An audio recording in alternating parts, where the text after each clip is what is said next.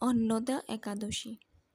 এই ভাদ্রবতী কৃষ্ণপক্ষিয়া অন্নদা একাদশীর মাহাত্ম্য ব্রহ্মবৈবর্ত পুরাণে বর্ণনা করা হয়েছে। মহারাজ যুধিষ্ঠির বললেন, হে কৃষ্ণ, ভাদ্র মাসের কৃষ্ণপক্ষের একাদশীর নাম কি তা শুনতে আমি অত্যন্ত আগ্রহী। ভগবান শ্রীকৃষ্ণ বললেন, হে রাজন, আমি সবিস্তারে এই একাদশীর কথা বর্ণনা করছি, আপনি একাগ্রচিত্তে শ্রবণ করুন। ভাদ্রের কৃষ্ণপক্ষিয়া একাদশীকে বলা হয় অন্নদা।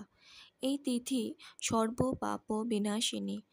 যিনি শ্রীহরির অর্চনে এই ব্রত পালন করেন তিনি সর্বপাপ মুক্ত হন।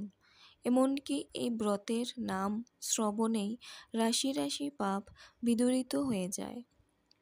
এই ব্রত প্রসঙ্গে একটি পৌরাণিক ইতিহাস রয়েছে। প্রাচীনকালে হরিশ্চন্দ্র নামে এক নিষ্ঠাপরায়ণ সত্যবাদী চক্রবর্তী রাজা ছিলেন। পূর্ব কর্মফল ও প্রতিজ্ঞার সত্যতা রক্ষায় তিনি রাজ্যভ্রষ্ট হন। অবস্থা এমন হল যে তিনি নিজের স্ত্রী, পুত্র এবং অবশেষে নিজেকেও পর্যন্ত বিক্রি করতে বাধ্য হলেন।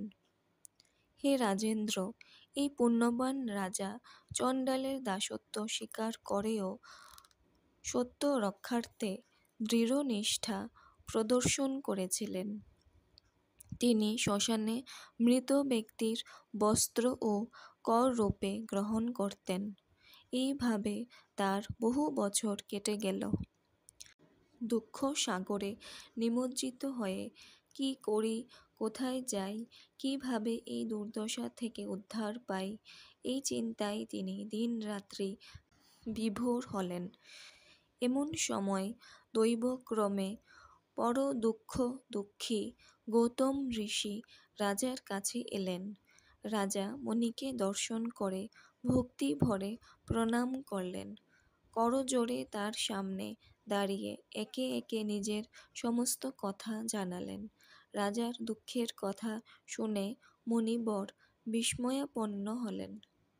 অত্যন্ত ব্যথিত হয়ে তিনি বললেন, হে রাজন, ভাদ্র মাসে কৃষ্ণপক্ষের একাদশী অন্নদা নামে জগতে প্রসিদ্ধ। আপনি এই ব্রত পালন করুন। এই ব্রত প্রভাবে আপনার সমস্ত পাপের বিনাশ হবে। আপনার ভাগ্যবশত আগামী 7 দিন